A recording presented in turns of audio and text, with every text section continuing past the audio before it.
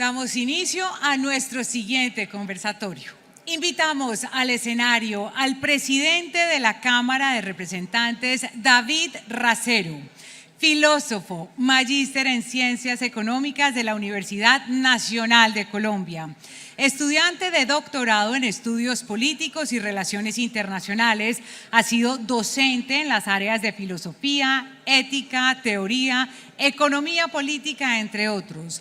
Fue subdirector de Juventud de la Secretaría Distrital de Integración Social de la Alcaldía de Bogotá.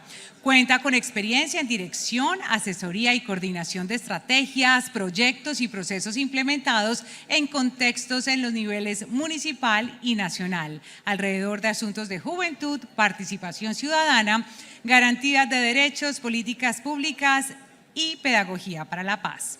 Nuestra moderadora, Claudia Palacios, periodista y presentadora del noticiero CMI, periodista de la Universidad Javeriana, columnista del periódico El Tiempo, ha sido directora de noticias del Tiempo, City TV y Canal Capital, miembro de la mesa principal del noticiero W Radio, conductora del noticiero de televisión CMI, presentadora, reportera y coproductora de varios programas en CNN en español y reportera y presentadora de Canal Caracol.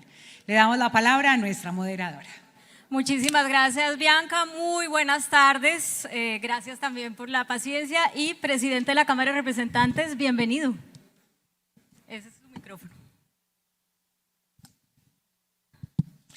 Bueno, Claudia, muy buenas tardes. Muy buenas tardes. Me place saludar a este espacio tan importante. Un cordial saludo a todas las grandes empresas, a los pequeños, a los grandes, a todos los que hacen parte de la cadena de este gran sector, y un cordial saludo a quienes me invitan, Congreso Nacional de Minería, un espacio tan importante en un buen momento para dialogar y conversar. Es un momento coyuntural realmente, y por eso, antes de comenzar con las preguntas que tengo preparadas para usted, yo quisiera que se tomara unos 5 minutos para darnos el panorama general de cómo usted está viendo desde el liderazgo que en este momento ejerce, no solamente como miembro de un partido que es el partido de gobierno, sino como presidente de la Cámara de Representantes, la gestión del legislativo en este momento que hemos llamado de transición energética. El presidente Gustavo Petro nos ha planteado una ruta que nos invita a dialogar y conversar sobre una senda de desarrollo que no solamente va a implicar los 4 años propios del gobierno del presidente Gustavo Petro, sino que pretende generar unas políticas de Estado en la cual la transición minero-energética es fundamental. Yo siento, Claudia, que en el Congreso hay un buen ambiente para la discusión, y siento también que diferentes sectores políticos y económicos, muchos del gremio con los cuales he tenido la oportunidad de dialogar, son conscientes al respecto. Pero desde el Congreso y desde lo que me compete a mí como presidente de la Cámara de Representantes es poder responder adecuadamente 2 preguntas fundamentales respecto a esa agenda de transición que nos ha planteado el presidente. Y la primera pregunta es: ¿a cuánto tiempo nos vamos a pensar la transición minero-energética? ¿Cuánto es el límite temporal, el horizonte temporal que nos vamos a plantear desde hoy ya con lo que viene? Porque tampoco vamos a creer que nos estamos inventando que el agua moja, perdónenme la expresión, con lo que ya se viene construyendo, con lo que adelantaron los gobiernos anteriores, con el gobierno saliente. ¿Cuál es la temporalidad? ¿5, 10, 15, 20 años? Porque esa pregunta, una vez respuesta, o por lo menos teniendo un poco de claridad al respecto, nos lleva a la segunda, y es el cómo, en términos de recursos disponibles, en términos de actores que participan y en términos de los procesos que tenemos que adelantar. Yo creo que la invitación que hace el presidente Gustavo Petro es una invitación completamente loable, que parte de una realidad que no es una visión más que ideologizada, es una visión real de lo que el mundo nos está demandando hoy, Y creo que como país, y en eso el presidente de la Cámara, el Congreso de la República tiene que ayudar a responder, teniendo presente la visión del gobierno, al cual por supuesto apoyo, pero también reconociendo que hay otros sectores de la sociedad civil, empresariado, otros actores políticos que quieren participar y dialogar. Y el Congreso debe ser responsable ante ese diálogo y desde lo que se discuta ampliamente poder construir colectivamente esa agenda. Mientras se determina el cuánto tiempo, no se puede parar el desarrollo del cómo, porque esto ya empezó y no solamente hay una demanda mundial al respecto, sino que hay unas promesas de campaña que han generado un montón de expectativas. En ese sentido, proyectos como el de la reforma tributaria y los que vienen, como reforma laboral, entre otros, ambiental, entre otros, pues van a ir marcando el paso del cómo sin tener el cuánto. ¿Cómo está usted, digamos, avisorando poder llevar a cabo ese cómo? Hablemoslo por lo menos en los términos en los que está la reforma tributaria, que toma de los 25 billones de pesos, 7 de la industria extractiva. ¿Cómo está usted avisorando entonces ese cómo, sabiendo que esta es una industria que impacta el 2% de la economía y que en algunos departamentos como el Cesar, el 37%, La Guajira, el 43%, para que realmente sea algo que la gente pueda tolerar, que las industrias puedan tolerar? Dos respuestas. La primera, en concreto, las reformas tributarias en cualquier país no son simplemente un instrumento de política pública que permite recaudo y según la necesidad del país se plantea unas metas, dado en un escenario de déficit presupuestal enorme, 70 billones de pesos, dado unos huecos fiscales, dado una situación económica en desaceleramiento. Ya estamos viendo cómo para el próximo año se proyecta simplemente un crecimiento de 2% y eso hay que evaluarlo en términos macroeconómicos, sino que también el instrumento de la reforma tributaria, al momento de plantearse cómo recaudar impuestos, ya va perfilando un tipo de modelo económico que se quiere construir en la sociedad. Y la reforma tributaria, como nos la está presentando el gobierno, es una reforma tributaria que indudablemente le apuesta preferencialmente a ciertos sectores. Es una decisión política que asume el presidente de la República y que el ministro Campo ha sido muy claro en explicarla, para decir: queremos enfatizar en los sectores más productivos, los que generan más puestos de trabajo, los que generan cadenas de valor hacia adelante y hacia atrás con mayores impactos en la economía. Y en ese sentido, la industria y la agricultura, como ustedes muy bien lo saben, se vuelven el sector preferencial para este gobierno en los próximos 4 años. La reforma tributaria de una u otra manera ya está perfilando el Plan Nacional de Desarrollo. Es más, reforma tributaria y plan de desarrollo para mí son dos caras de la misma moneda, como nos lo está planteando el presidente Gustavo Petro. Por eso es que la reforma tributaria, se ha dicho al margen, Claudia, debe también ser construida como un gran pacto entre pactos, igual que el Plan Nacional de Desarrollo. O si no, ya empezamos cojeando. Y esa es la voluntad expresa por parte del Congreso de la República. Entonces, en primer lugar, dimensionar que esta reforma tributaria, por supuesto que ya va modelando un sistema económico, una matriz productiva en la cual el presidente Gustavo Petro le apuesta y que nosotros como bancada de gobierno, por supuesto, apoyamos. Pero en segunda medida, lo que está discutiéndose en la reforma tributaria sí creo que todavía tiene que profundizarse en su discusión. Hay algo que en esta semana dio mucha noticia a propósito del miércoles, creo que algunos de los aquí presentes estuvieron en la Cámara de Representantes, en el Salón Elíptico. Cuando él habla de exenciones tributarias, eso es un punto en el cual sí lo queremos revisar a profundidad. Todos los beneficios, excepciones, deducciones tributarias, una en particular, que sé que es muy sensible para el sector. Hace 2 años y medio, 3 años, yo participé en esa discusión de reforma tributaria, una de las que propuso el presidente Iván Duque, sobre cómo las regalías, por ejemplo, el pago de regalías se descontaba de la declaración de renta. Eso fue una modificación que hubo en las últimas reformas tributarias, eso se quiere revisar. ¿Y por qué? Con esto, Claudio, y aprovecho para ampliar un poco lo que propuso o lo que decía el ministro Campo. Los beneficios, deducciones tributarias, entre otras, no son malas per se.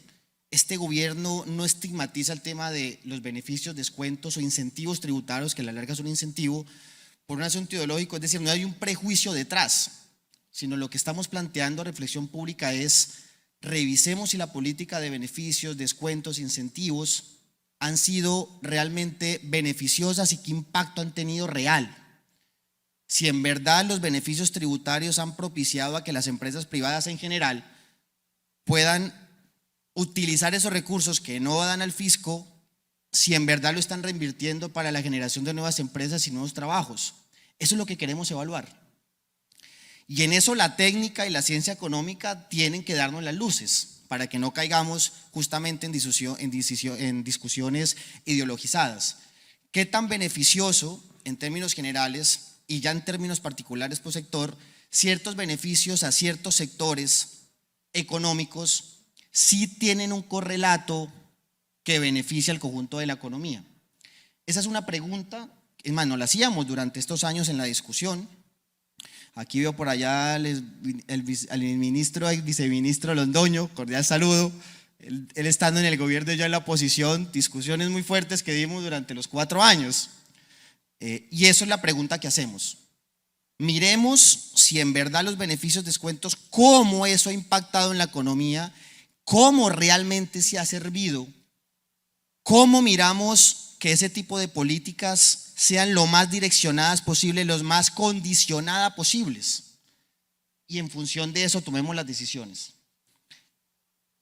Igual creo que todavía es un debate abierto, y creo que lo que se ha propiciado en esta semana en el Congreso y lo que va a venir las próximas 2 semanas en las comisiones económicas, creería yo van a dar una ruta pues interesante. Ya el ministro Campo ha tomado algunas medidas que estaban contempladas en la reforma y que ya él mismo ha dicho, escuchando a los sectores, los vamos a retirar. Una de ellas, pues los beneficios que tiene el tema de la gasolina en frontera, el 10% que se iba a aplicar, si no estoy mal, a la explotación o exportación del oro, entre otras. Así que yo creo que en eso podemos escuchar, revisar, y pues el Congreso es el mejor escenario para que todos los sectores puedan converger.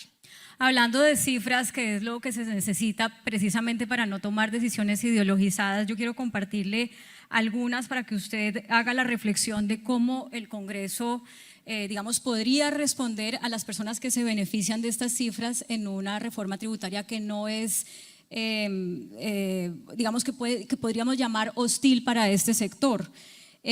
Por cada empleo directo que genera la minería, se generan 4 empleos indirectos. Por cada peso que genera la minería se generan 2,44 pesos en otros sectores de la economía, y representa la minería el 15% de la inversión extranjera según el Banco de la República. A esas personas de esos empleos directos, indirectos, a esos pesos adicionales de la economía que benefician a un montón de personas, ¿usted qué les dice en el marco de cómo está planteada la reforma? No, que sin lugar a dudas la discusión tiene que partir es sobre esos datos. Yo lo diría, y creo que la ministra lo planteó ayer, no puede haber transición minero-energética sin minerales. Es que no es caer en eso de que como estamos planteando una transición, la intención es acabar el sector. Pues eso es imposible. No sé si alguien se lo está pensando, y se lo está pensando, pues está completamente equivocado. No hay transición minero-energética sin minerales. Y un poco la discusión que nos ha invitado la ministra, venía hablando con el profesor Alexander Gómez, que ya está vinculado al ministerio, que va a ser el encargado, el cerebro de lo que va a ser la transición, la propuesta de transición. Me venía comentando justamente hoy que el tema es cómo se le da el lugar al sector minero en el país en esa gran apuesta colectiva. Sería un error trazar una ruta de transición minero-energética sin aquellos involucrados en la explotación o comercialización, entre otras, todo lo que haga parte de la cadena del sector minero. Creo que se presentó ayer, digamos, estamos hablando que se necesitan minerales para los materiales de construcción, se necesita minerales para cualquier tipo de obra. Si nosotros queremos adelantar una gran revolución en términos de de vías principales o terciarias, pues se necesita evidentemente los minerales, se necesita construcción de las obras de las viviendas que queremos construir, entre otras. Entonces creo que aquí la discusión es cómo reenfocamos, si esa es la palabra, en un ejercicio de transición mineroenergética, que el sector minero, con la experiencia que tiene, con el acumulado que tiene, ve oportunidades también de crecimiento y de profundización del capital en la apuesta general que estamos planteando. Y quiero terminar con esto. El presidente Gustavo Petro nos ha invitado a pensarnos la nueva gestión de política pública en términos de emisiones, que todavía es algo que está por construirse, que está en algo que todavía, por supuesto, está en borrador, que no hay una ruta todavía estratégica. Hoy el director de planeación, el profesor Jorge Iván González, en el evento que está haciendo paralelo a este, nos decía que el presidente lo había invitado a él como director a recuperar la planificación a profundidad y pensarse más en las megaobras que en pequeños proyectos locales, y es la planeación por emisiones, que se lo he escuchado al presidente Gustavo Petro en varios escenarios. Implica una nueva forma de gestión pública donde el sector privado tiene un papel no simplemente como contratista en una lógica que es la mejor, que ha sido la de la APP en el mejor de los casos, sino construyendo justamente el horizonte a seguir con el sector público. En el sector público no pierde el liderazgo, pero que de manera mancomunada, sector privado, grandes, pequeños, sector comunitario, sociedad civil y Estado puedan estructurar unas grandes reformas. La transición mineroenergética es una misión en clave de lo que se está pensando el presidente Gustavo Petro, en clave de lo que nos está invitando a pensar cómo hacemos una nueva articulación público-privada donde nos colocamos un objetivo concreto, por eso el tema temporal, y todos los sectores convergen. Yo insisto, no puede haber transición mineroenergética sin justamente los minerales y aquellos sectores, aquel sector que evidentemente sabe trabajar con él. Y creo que no es la postura del presidente Gustavo Petro. En el Congreso de la República se está planteando esa discusión y yo creo que va por buen término. Yo sé que todavía hay muchos ruidos, mucha discusión, pero bueno, eso hace parte de lo que estamos planteando en la Cámara de Representantes. Presidente de la Cámara, si yo le pido escoger uno de estos tres escenarios para definir todo lo que nos ha dicho, o resumir en una palabra todo lo que nos ha dicho, ¿usted diría que la industria extractiva en este gobierno y con este Congreso va a ser impulsada, puesta en stand-by o marchitada? Creo que depende hacia dónde, creo que la pregunta más bien hacia dónde dirigimos la industria. Y yo creo, puedo atreverme a decir que la propia industria ya está marcando el camino. Si nosotros nos colocamos un objetivo mayor, que es la transición, por la crisis climática que vivimos, que es apuesta fundamental de este gobierno, y que hay unas discusiones internacionales que por supuesto permean la discusión local, la misma industria ya está planteando respuestas al respecto. Y este gobierno y el Congreso es consciente que no estamos partiendo de cero, ni de lo que el gobierno anterior hizo, ni de lo que la propia industria ya viene haciendo. Y es más, el mismo capital internacional ya está tomando medidas al respecto. Yo creería que un grave error que podríamos cometer nosotros es pensar que la transición mineroenergética se hace en 4 años. Eso es un error. No sé si alguien, insisto, se lo esté pensando. Creería yo que el gobierno nacional no lo está haciendo. Pensarse una transición como esta, una gran apuesta como esta, a corto plazo, por supuesto llevar el país al fracaso, no solo el sector sino el país. En ese sentido, la decisión de no explorar más no iría en contravía de eso que usted está diciendo. Mi posición, creo que eso hay que matizarlo. Hay que matizar dependiendo el tipo de exploración. Por ejemplo, si la exploración que vamos a hacer es en función de qué tipo de minerales, que entiendo que el ministerio ya está haciendo ese mapeo nacional de dónde es que son esos espacios donde tiene que buscarse otro tipo, y desde mi ignorancia en términos de cuáles pueden ser los minerales que de pronto nos puedan demandar hoy la apuesta estratégica que queremos adelantar, no el carbón. Eso sí lo ha dejado muy claro, por supuesto, el presidente Gustavo Petro.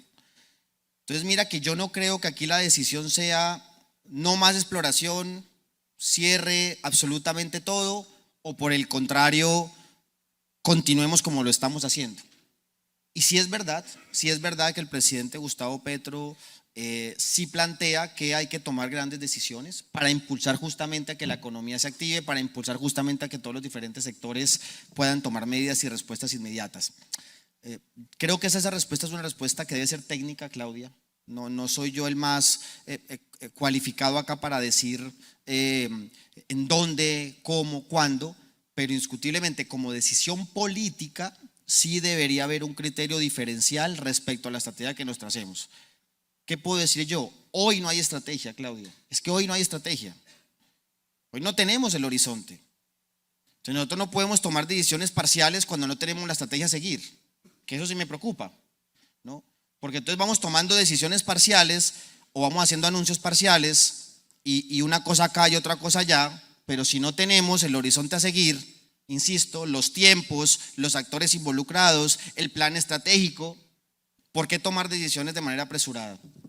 Pero en ese sentido, ¿no sería entonces lo coherente no, digamos, restarle tantos o no ponerle tanta carga impositiva en este momento a esta industria en el marco de la reforma tributaria, que es lo que ya está en curso? O sea, si no se tienen los datos, ¿por qué se toman las decisiones? La reforma tributaria tiene que ser ya para que empiece a aplicarse en 2 años en el mejor de los casos, en algunos tipos de impuestos, como por ejemplo el impuesto de renta, que es uno de los grandes componentes, tanto en naturales como en jurídicas, personas naturales como personas jurídicas, porque recordemos que una vez se aprueba la reforma tributaria es vigencia 2023, recaudo 2023 que se aplica hasta el 2024, se recauda 2024 según 2023. O sea que lo tenemos que hacer. Pero vuelvo a lo que mencioné anteriormente, Claudia, y es la reforma tributaria es una reforma tributaria que va planteando un modelo de país general, ¿sí? Que ya va estructurando unas rutas en cuanto a qué tipo de sectores queremos potencializar. Por ejemplo, el tema volviendo al ejemplo de los beneficios tributarios, respetuosamente al gobierno nacional bueno, es cierto que hay una decisión de decir revisemos todos los beneficios y descuentos y prerrogativas tributarias de todos los sectores, pero si vamos a tener una lógica diferencial, pues miremos qué sectores sí podrían tener ese tipo de componentes. Yo me atrevería a decir, por ejemplo, el sector turismo.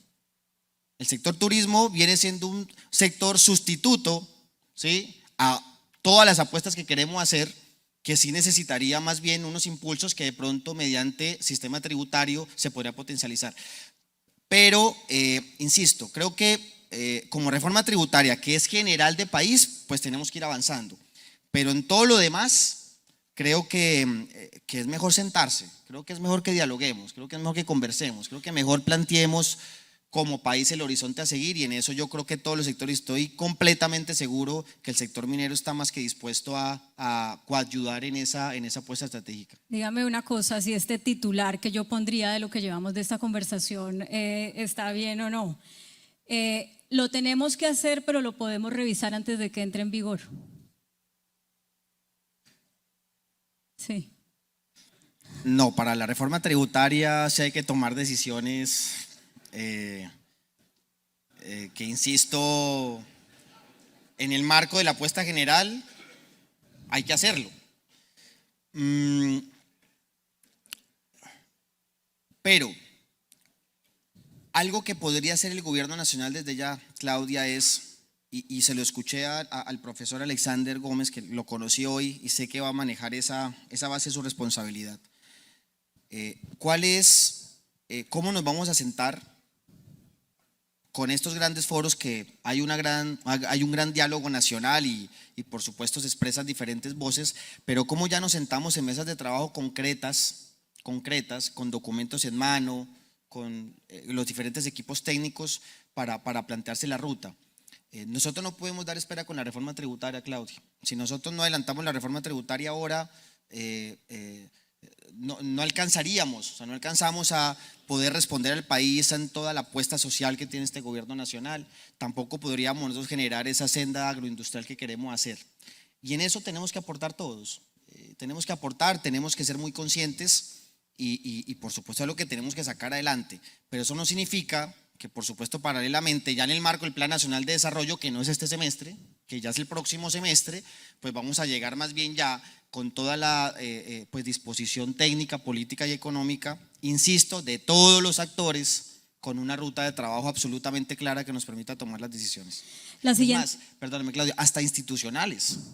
O sea, el propio Estado tiene que mirar, determinar cómo se va a modificar internamente, si es que nos vamos a pensar en clave de misiones, que es, insisto, una nueva forma de gobernanza, de acción política, de acción pública, perdón, si es necesario también reajustarnos, y eso también podría pasar por Plan Nacional de Desarrollo.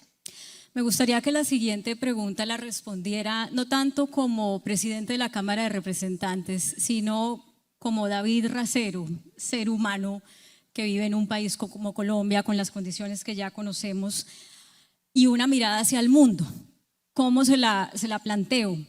La invasión de Rusia a Ucrania nos puso en el panorama unas evidencias que antes no teníamos de lo que implica hacer una transición energética que algunos han considerado que fue muy acelerada para algunos países o que no se hizo de la manera adecuada, porque creó una dependencia de Rusia que ahorita corta el abastecimiento de gas a los países europeos cuando quiere. Y están hablando varios países europeos de que no saben si van a tener calefacción en el invierno y de que hay que calentarse con leña, lo cual tiene un impacto ambiental que yo no sé si es mayor o peor, mayor o menor que la extracción de combustibles fósiles, pero que hay impacto ambiental, hay. ¿Qué le pasa a usted por la cabeza cuando ve eso, como colombiano, sabiendo que eso tiene un impacto en nuestro país? Que no podemos perder soberanía en hidrocarburos, no podríamos perderla, que para nada es estratégico depender de otros países, que evidentemente en este mundo interconectado, por supuesto fluyen no solo las mercancías, los capitales, sino, bueno, todo tipo de bienes, y pues de eso se trata. Y vamos a tratar de reforzar esa interconexión con el mundo entero. Pero en lo posible, una buena política nacional es no perder soberanía, no entregar su soberanía mineroenergética, no estar dependiendo de otros para poder suplir siquiera parte de la demanda interna. Si la podemos suplir completamente bien, pero ya en el mundo de hoy es muy difícil. Esa es mi primera reflexión. Y lo segundo más bien es que el mundo del siglo XXI sí es un mundo de bloques, se va a recuperar la idea de bloques.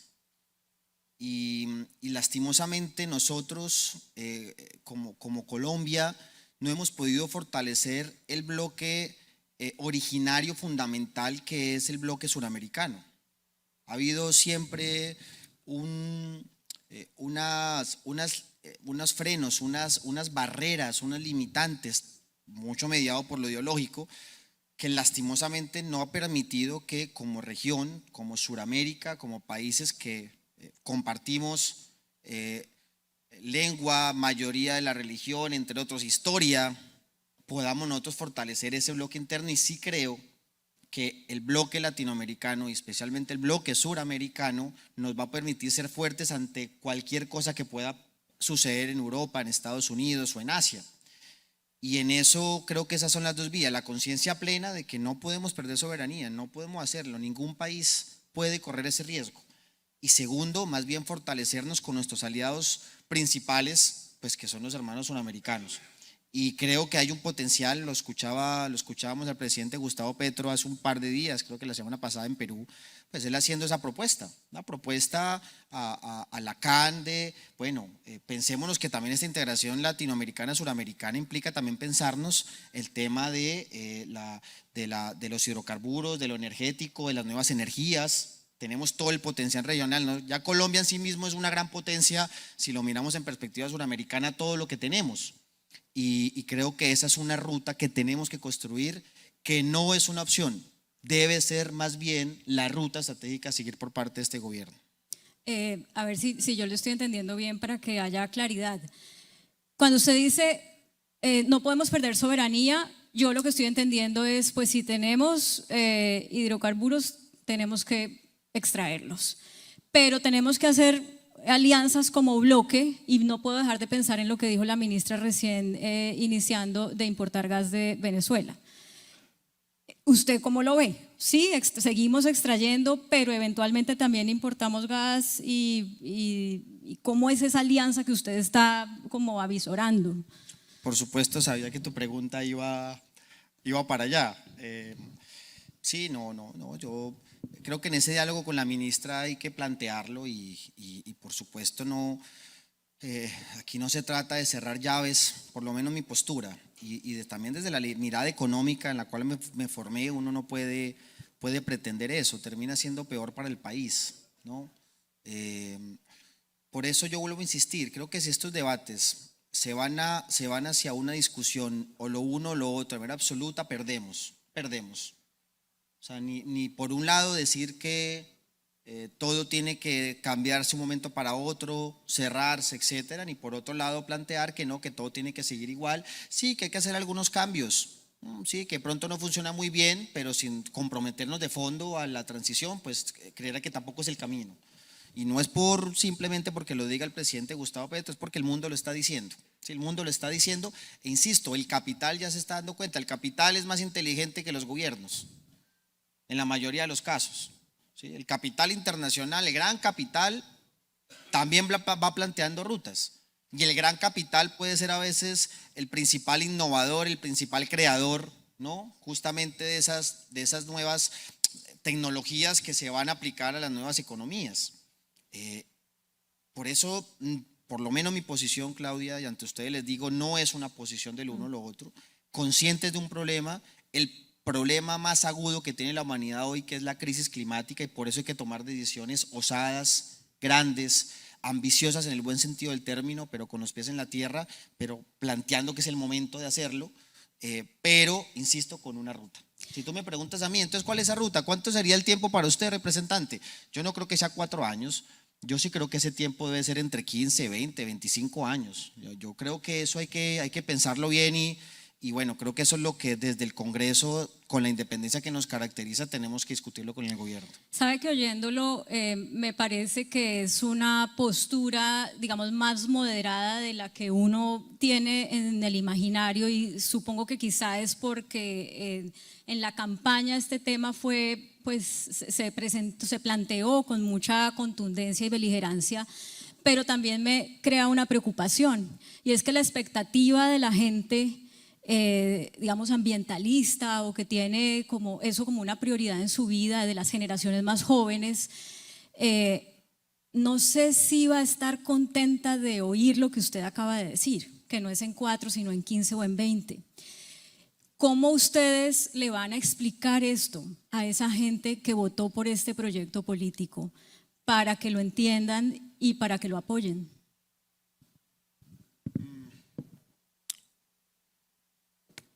El liderazgo lo tiene el presidente Gustavo Petro y él tiene muy claro hacia de pronto el país que quiere construir y el legado que quiere dejar. Y sé muy bien también que él no ha planteado nunca que en 4 años se pueda cambiar toda la matriz, ¿sí? Ni la matriz energética ni la matriz productiva. Y él lo ha dicho, ¿sí? Él ha dicho que por eso este proyecto es un proyecto de largo aliento.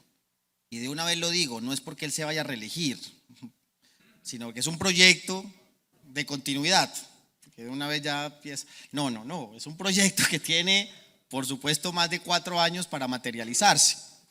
De pronto, ¿qué es la diferencia un poco de él, de lo que yo le comprendo? Pues tal vez algunos sectores políticos piensan en las próximas elecciones, pues nosotros nos estamos pensando en las próximas generaciones, y eso lo decimos. Pero porque tenemos que ser responsables al momento de plantear esa respuesta, no podemos caer en simplismos, no lo podemos caer. Y yo soy un convencido de que los sectores involucrados son los que más pueden aportar. Creo que, y lo voy a decir acá con toda la claridad, parte de lo que puede ocurrir con malos mensajes es ciertas auras de estigmatización que se pueden llegar a los sectores en general, y creo que ese no es el sentido del presidente Gustavo Petro. Cuando el propio Gustavo Petro ha planteado, aquí vamos a profundizar, es el capitalismo, aquí vamos a profundizar las fuerzas productivas, aquí vamos a generar más empresas, más condiciones para el empresariado. Bueno, eso en qué va, o eso a dónde, cómo ese planteamiento nos va a llevar más bien a estigmatizar a ciertos sectores. Que la discusión hay que darla así. Y yo sí creo que la ecología en los tiempos de hoy deben determinar muchas decisiones económicas y no al revés, que las decisiones económicas terminan también determinando la ecología. Y las teorías económicas, seguro muchos acá conocedores del tema, hoy hay una discusión internacional donde tú no estás viendo la economía y la ecología como campos diferenciados, o lo uno o lo otro. Creo que también hay cierto provincianismo, si se dice así, provincianismo, perdón, que no nos permite ver que hay unas discusiones internacionales que está pensando es otra cosa, ¿no? Que no estamos pensando realmente que el crecimiento económico no es simplemente mirar cómo afecta menos a la naturaleza, al medio ambiente, a los ecosistemas, sino que realmente los incluye en el proceso de crecimiento, de producción, de desarrollo, etcétera, etcétera. Creo que es posible. Esas discusiones es lo que nos está invitando el presidente Gustavo Petro. Y lo digo al margen, con este tema del decrecimiento, yo no es donde me enfaticé en mis estudios económicos, no es mi rama. Hoy vi al presidente Gustavo Petro haciendo un hilo al respecto como para tratando de ampliar esa discusión, pero sí es una discusión teórica. O sea, realmente el tema del decrecimiento es una discusión que se ve en las facultades de economía. Sí, claro, que se ve en un proceso de pronto descontextualizado, en cierto comentario puede verse de pronto un poco fuera de lugar, pero sí es una discusión que se ha venido, y no ahora, eso ya viene ciertos años en discusión internacional, en discusión de cómo generar unos tipos de crecimiento diferenciados o diferentes, y por eso esa noción de decrecimiento, que no es que los países no crezcan, sino que es una forma diferente de crecer, más bien, ¿no? Y no quiero andar en ello porque no soy experto en eso y sería más bien una falta de respeto al auditorio creer plantear un debate que no lo conozco a profundidad, pero esa es la discusión internacional que yo entiendo que el presidente Gustavo Petro quiere también traer a colación, y creemos que si le damos un contexto a nuestra realidad, podemos buscar caminos alternativos que permita hacerle frente a la crisis climática, el peor escenario de la humanidad, la sexta extinción internacional a la que nos vemos abocados mundial, a lo que nos vemos abocados en toda la historia del planeta, pero por supuesto con un crecimiento para el país que no nos ponga en riesgo de manera sostenible. Bueno, no voy a ahondar en ese tema porque realmente nos queda poco tiempo, porque yo tengo un vuelo que tomar para poder llegar al noticiero. Entonces me encantaría, pero voy a pasar a otro tema que quiero que nos hable, que es el de la paz total. ¿Cómo ve usted el rol de la minería en este concepto de paz total que está manejando el gobierno, pero también desde el Congreso? Y antes de que me responda, quiero compartir con la audiencia y con usted unos datos. Yo leí una columna suya que usted escribió para Las Dos Orillas, si no estoy mal, en 2018, cuando cuestionaba el efecto social de la minería en el desarrollo de las regiones mineras.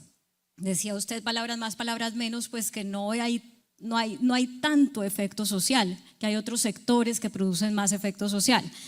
Entonces le pregunté a la ACM sobre esto y me entregaron esta cifra, calculada con datos del DANE y del Departamento Nacional de Planeación. En los municipios mineros se han reducido en 50% los niveles de necesidades básicas insatisfechas entre 1993 y 2018. Obviamente, cuando uno habla de reducir necesidades básicas insatisfechas, pues está hablando de paz, porque la gente, entre más satisfechas tengan sus necesidades, menos vulnerables, por ejemplo, los jóvenes al reclutamiento, y bueno, ya no ahondemos en eso porque todos sabemos cómo funciona. Entonces, de nuevo le digo la pregunta, ¿cómo ve usted el rol de la minería en ese concepto de paz total? Sí, creo que cuando en los municipios, especialmente estratégicos, hay una vocación social de una gran empresa, y en este caso de la minería, por supuesto el desarrollo para las regiones puede ser incalculable. Yo conozco relativamente cerca un poco el proceso del Cesar, ¿sí? y del carbón originado en algunos municipios, la Jagua, todo el sector que rodea la Jagua, el municipio central, entre otros. y por supuesto uno pasa, son municipios que fueron transformándose urbanísticamente. Por si uno ve unos buenos municipios de ese departamento, tal vez muy bien adecuados. Claro, son municipios que empiezan a vivir pues de la minería, por supuesto es el principal factor. Hoy vamos viendo cuando las empresas dejan el territorio, pues el vacío que se deja, y no solamente en términos ambientales, sino también en términos sociales, el desempleo que empieza a presionar, por ejemplo, el departamento del Cesar por ese tipo de decisiones. Quiere decir que cuando la gran empresa, por supuesto, asume un protagonismo y asume una orientación de impacto positivo en la región, puede lograrse. Pero en el tema puntual de la paz, pues nosotros no podemos también negar que muchas de las grandes empresas participaron del conflicto, ¿sí? Y eso lo sabemos, y eso no es una cosa que tenemos que tapar el sol con un dedo, ¿no? Y lo sabemos que hubo grandes empresas que financiaron grupos paramilitares. Yo creo que en la apuesta de paz, en un ejercicio de reconciliación, como lo pensamos nosotros, como quedó contemplado en los acuerdos, como creemos, como debe ser en un proceso de justicia transicional, es que esa verdad es muy importante para el país y para la reconciliación. Recordemos que hasta en la propia JEP hay participación de terceros, protagonistas es FARC, Fuerza Pública, Ejército, pero hay posible participación de terceros que coayudaron financieramente. Eso es una historia que creería yo no se ha escrito completamente, Claudia. ¿Usted está llamando a las empresas del sector minero a decir una verdad que no han dicho? Pues las que en algún momento tuvieron participación, pues se lo decimos a esas empresas, a cualquier tipo de empresa nacional, internacional y cualquier sector. Yo sí creo profundamente de que la paz solamente se construye con verdad, y que esa justicia sí tiene que haber, en ese proceso de justicia sí tiene que haber un reconocimiento de los actores involucrados. Justamente, y lo digo con todo respeto, pero nosotros como país, como Colombia, hemos sido un país expertos en desmovilizar grupos armados para que crezcan otros. Yo creo que el gran dolor nuestro es que siempre reciclamos el conflicto. Somos expertos en reciclar el conflicto. Somos expertos en que otros jóvenes terminen apelando a las armas, de un lado o del otro. ¿Y eso por qué? Porque tal vez no conocemos la historia, porque no somos capaces de decirnos las cosas, porque obviamente también hay condiciones sociales, económicas, esas que llamamos condiciones objetivas que no hemos podido superar. Cuando Gustavo Petro plantea un escenario de reconciliación, y yo creo profundamente en eso, Claudia y querida audiencia, es porque no quiero que se recicle más el conflicto.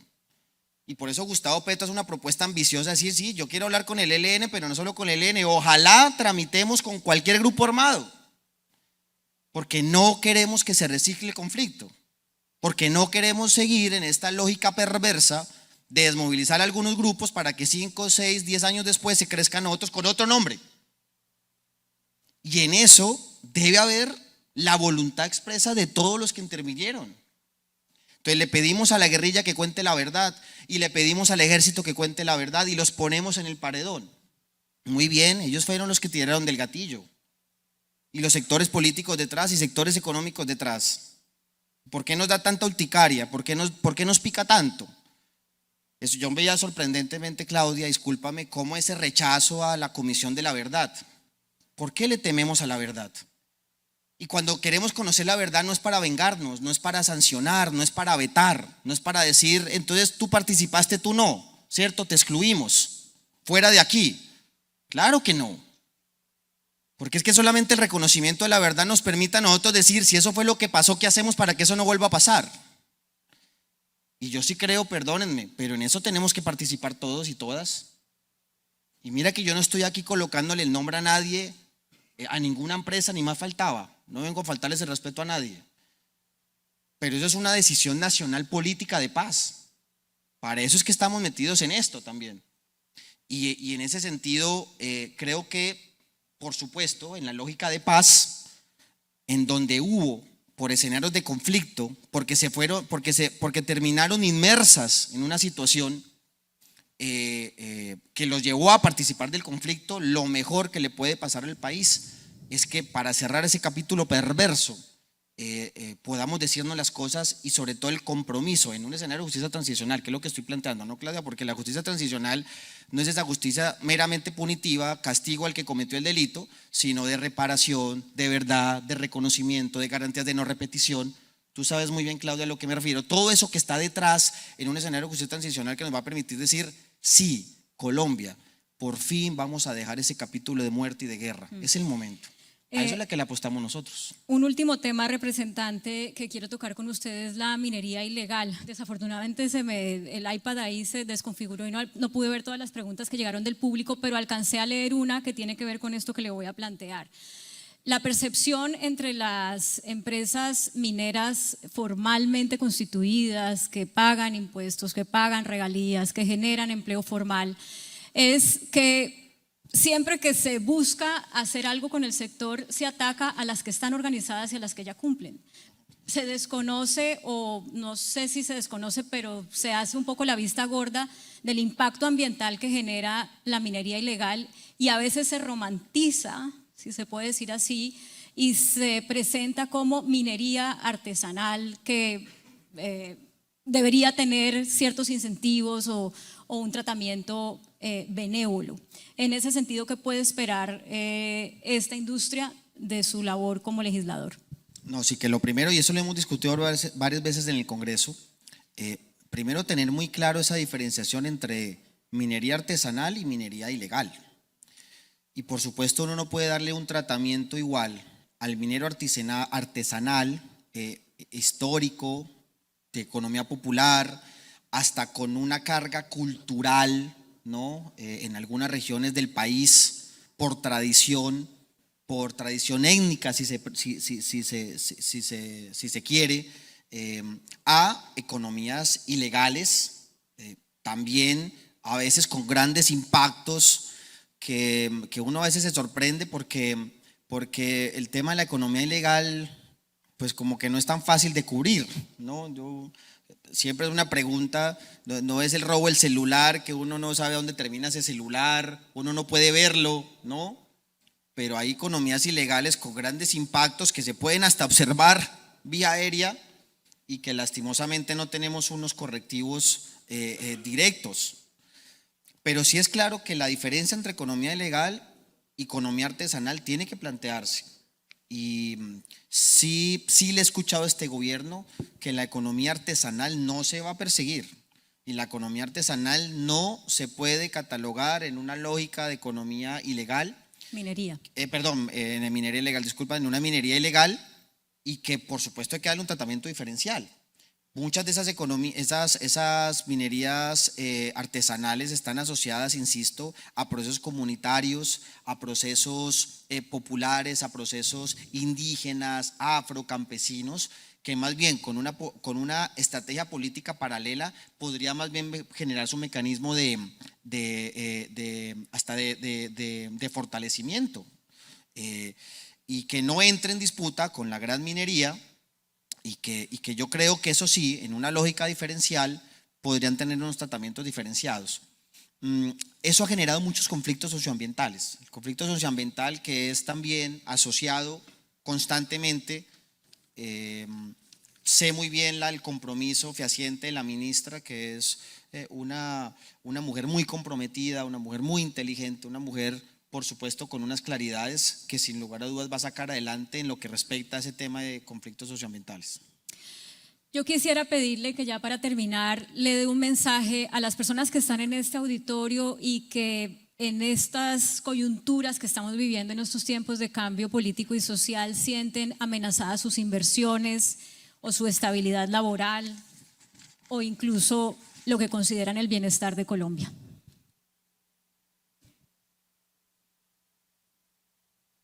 Ok, vamos a dar la discusión, Claudia, vamos a dar la discusión, que por lo menos en lo que me respecta a mí, en el Congreso de la República ya se ha vivido en esta semana por parte del liderazgo de las comisiones terceras respecto a la reforma tributaria, esa gran discusión amplia, que la discusión está abierta, que por supuesto hay unas orientaciones del presidente Gustavo Petro que son orientaciones que se votaron en la campaña anterior y al cual hay que responder, porque es un mandato al fin y al cabo, es un mandato de la mayoría del pueblo colombiano que aprueba una propuesta electoral para volverla a gobierno.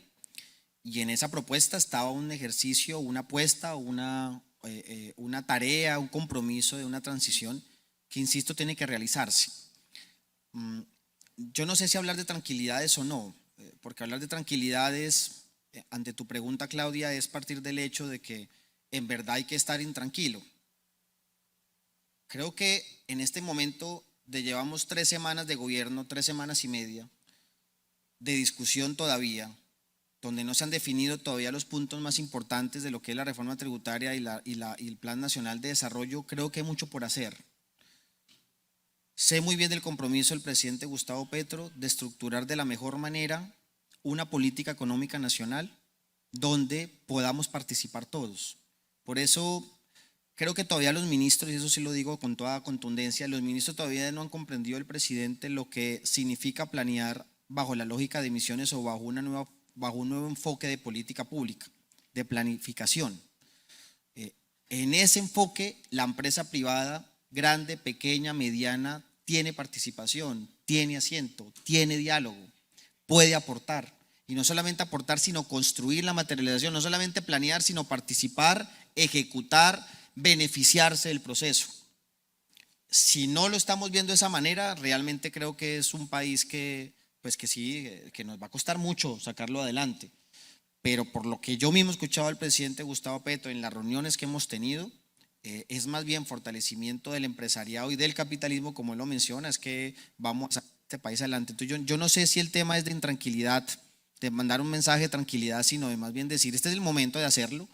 Y ahorita que espero que ya esté llegando el presidente Gustavo Petro, lo vamos a escuchar de manera directa, pues más que el comprometido de poder venir también a compartir, a dialogar y pues a plantear su horizonte, y creo que en eso juntos podemos sacar un país de verdad con sinceridad adelante. Presidente de la Cámara de Representantes, David Racero, muchísimas gracias por compartir este espacio con toda Gracias, esta Claudia, audiencia. a ustedes muchas gracias, muchas gracias.